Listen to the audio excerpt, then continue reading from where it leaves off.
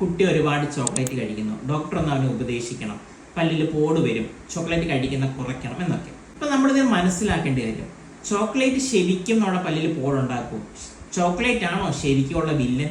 പുതിയ സ്റ്റഡീസ് പറയുന്നത് ചോക്ലേറ്റിൽ അടങ്ങിയിരിക്കുന്ന പോളിഫിനോൾസ് എന്നുള്ള കമ്പോണന്റ് വന്നിട്ട് ആന്റി കാരിയോജനിക് എഫക്ട്, അതായത് പല്ലിൽ പോട് വരാതിരിക്കാൻ സഹായിക്കുന്നു എന്നുള്ളതാണ്.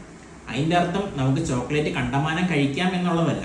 ഒന്നാമത്തെ കാര്യം, നമ്മൾ എപ്പം കഴിക്കുന്നു, എന്തിൻ്റെ കൂടെ കഴിക്കുന്നു, ചോക്ലേറ്റ് കഴിച്ചതിന് ശേഷം നമ്മൾ എന്ത് ചെയ്യുന്നു, ഏത് ടൈപ്പുള്ള ചോക്ലേറ്റ് ആണ് കഴിക്കുന്നത്, ഇത്രയും കാര്യങ്ങളെ ഡിറ്റർമൈൻ ചെയ്തിട്ടാണ് പല്ലിൽ പോട് വരുമോ ഇല്ലയോ എന്ന് മനസ്സിലാക്കേണ്ടത്.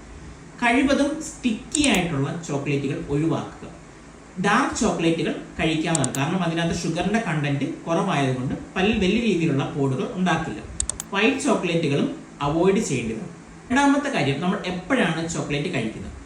ചോക്ലേറ്റ് വന്നിട്ട് നമ്മുടെ ഒരു ആഹാരത്തിന്റെ കൂടെ കഴിച്ചു കഴിഞ്ഞാൽ വലിയ രീതിയിലുള്ള പോടുകൾ ഉണ്ടാവാതിരിക്കാൻ സഹായിക്കുന്നതാണ്. കാരണം ആഹാരത്തിന്റെ കൂടെ കഴിക്കുമ്പോൾ കുറച്ചും കൂടി ഈസി ആയിട്ട് പല്ലിൽ പറ്റി പിടിക്കാതെ അത് നമ്മുടെ വയറ്റിലേക്ക് പോകും. നമ്മൾ ചോക്ലേറ്റ് കഴിച്ചതിന് ശേഷം ഒരു 30 മിനിറ്റ് കഴിയുമ്പോഴത്തേക്ക് നല്ല രീതിയിൽ ഒരുപാട് വെള്ളം കുടിക്കും.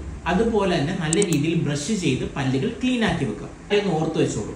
ഒരിക്കലും ചോക്ലേറ്റ് വന്നിട്ട് രാത്രിയിൽ ഉറങ്ങുന്നതിന് തൊട്ട് മുന്നേ കഴിക്കാൻ പാടുള്ളതല്ല. കാരണം അത് പല്ലിൽ പറ്റി പിടിച്ചിരിക്കുകയും രാത്രി സമയത്ത് ഒരുപാട് ബാക്ടീരിയ കാരണം പല്ലിൽ പോടുണ്ടാവുകയും ചെയ്യും.